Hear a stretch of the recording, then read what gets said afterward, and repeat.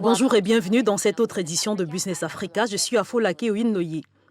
À suivre, le Fonds monétaire international estime que la dette publique a augmenté dans presque tous les pays d'Afrique subsaharienne, une situation inquiétante. Les acteurs de la production agricole encouragés à être compétitifs. Les diamants pourraient-ils être la nouvelle niche pour les riches investisseurs? À suivre dans quelques instants. Le Fonds monétaire international fait part de ses inquiétudes quant au poids de la dette de certains pays africains entre 2010 et 2016. La question a été soulevée lors de la réunion annuelle de la Banque mondiale sur la réduction de la pauvreté, le développement économique et les finances. Ce fardeau, qui touche principalement les pays d'Afrique subsaharienne, freine considérablement l'ambition d'émerger des nations concernées. Les détails avec Serge Kofi et Ignatius Sanor. Pour maintenir sa croissance, l'Afrique doit limiter son endettement afin de pouvoir assurer le service de sa dette. Cette suggestion émane d'Albert Zefak, l'économiste en chef de la Banque mondiale pour l'Afrique. Selon le Fonds monétaire international, la dette publique a quasiment progressé dans tous les pays subsahariens, parfois dans des proportions inquiétantes pour certains d'entre eux. À titre d'exemple, le Cameroun, la Zambie et la République du Congo ont vu leur dette évoluer à plus de 300% en 6 ans entre 2010 et 2016. Le Gabon et le Mozambique, quant à eux, ont respectivement connu une évolution de leur dette estimée à 226 et 201%. Et selon la Banque mondiale, cette augmentation accrue du taux d'endettement expose l'Afrique à de gros risques. Les pays se doivent de freiner leur endettement car les mécanismes de mobilisation des recettes et des ressources domestiques pour pouvoir assurer le service de la dette se mettent difficilement en place. L'institution recommande que les taxes collectées ne soient pas orientées à payer la dette. Et selon la Banque mondiale, la situation d'endettement empêche les pays africains à investir dans l'éducation, les infrastructures et la création d'emplois. L'économiste sénégalais El Hadj Alioune Diouf nous rejoint pour s'étendre sur la question. Bienvenue au programme. Dans le récent rapport Africa Pulse, les experts de la Banque mondiale ont souligné que la dette de certains pays africains a évolué de 300% en 6 ans. Comment ces pays sont-ils arrivés à ce chiffre? Je pense qu'il y a aujourd'hui un effet d'entraînement entre les différents pays africains.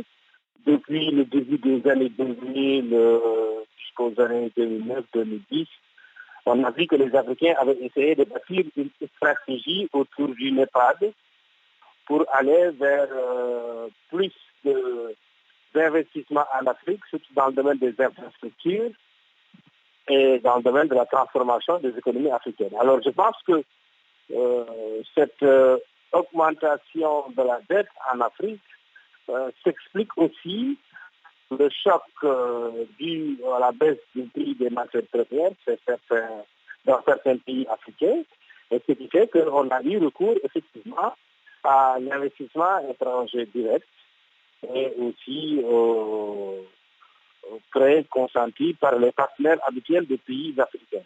Mais ce qui est sûr, c'est qu'aujourd'hui, partout où vous allez en Afrique, regardez des pays qui connaissent la famine comme l'Éthiopie. Aujourd'hui, c'est un peu les litiges de l'Afrique. Regardez des pays comme le Maroc qui, ça faisait un bon moment, n'était plus membre de l'Union africaine, mais maintenant reviennent parce que justement, ces pays ont été de gros investisseurs aussi dans les économies africaines. Et donc, il y a un peu, je dirais, une effervescence autour des infrastructures avec justement au Sénégal ces dernières décennies. On a vu qu'il y a eu beaucoup d'infrastructures qui ont été construites en Côte d'Ivoire, au Kenya, surtout dans les pays de l'Afrique équatoriale, et maintenant dans les pays de l'Afrique de l'Ouest, dans les pays francophones aussi. Quels sont les pays ou les partenaires que les économies africaines recherchent lorsqu'elles sont en crise financière? Généralement, les partenaires traditionnels, mais on a vu particulièrement la Chine. On a vu que la Chine a été très, très, très dynamique dans la partie équatoriale de l'Afrique, dans un pays comme le Sénégal aussi. Aujourd'hui, et la Côte d'Ivoire, la Chine semble très, très dynamique. Bon, il y a nos partenaires traditionnels, l'Europe est encore là, les États-Unis sont là, qui continuent à coopérer avec les Africains. Mais on a senti, du côté de la Chine, un très grand pas. Aujourd'hui, quand on voit un peu la part de la Chine il y a 10 ans et maintenant, on se rend compte du bond énorme. Et puis, il ne faut pas que les gens pensent que tout ce qui se fait, c'est uniquement de la dette extérieure. Les Africains se prêtent entre eux aussi.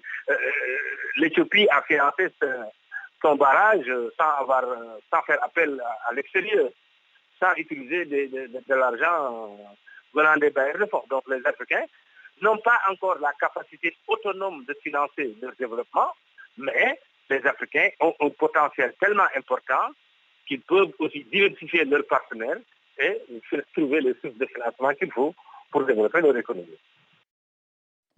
Comment pouvons-nous souligner la nécessité d'investir dans les infrastructures, par exemple, et comment limiter l'endettement des pays africains? Oui, j'ai dit, si vous construisez dans les infrastructures, ce n'est pas simplement pour admirer les infrastructures et y voyager, c'est pour permettre le développement du commerce intra-africain. C'est pour permettre aussi le développement économique des régions. Vous savez, le commerce, c'est simplement le rapport de ce qui est produit d'un point à un autre. Donc, si nous investissons dans les infrastructures qui permettent d'améliorer les échanges au sein de nos régions, au sein de nos pays, et même entre nos pays, nous créons de la valeur ajoutée. Nous allons contribuer à la transformation structurelle de nos économies. Je pense que ceci nous permettra de pouvoir effectivement rembourser la dette. Il reste que quand on voit un peu le niveau de dette au niveau des pays développés, on se rend compte quand même que bon, on parle de l'Afrique, mais les autres, par rapport à leur PIB, sont beaucoup plus endettés que l'Afrique. Maintenant, la question de l'endettement, pour moi, pose une question essentielle.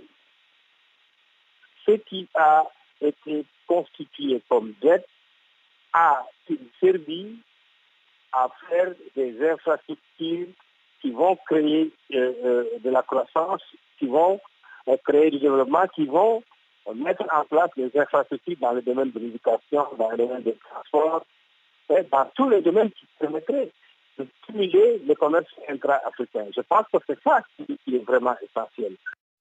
Merci pour ces éclairages. Dans un instant, nous allons voir comment les diamants attirent de plus en plus les investisseurs. Les détails après la pause.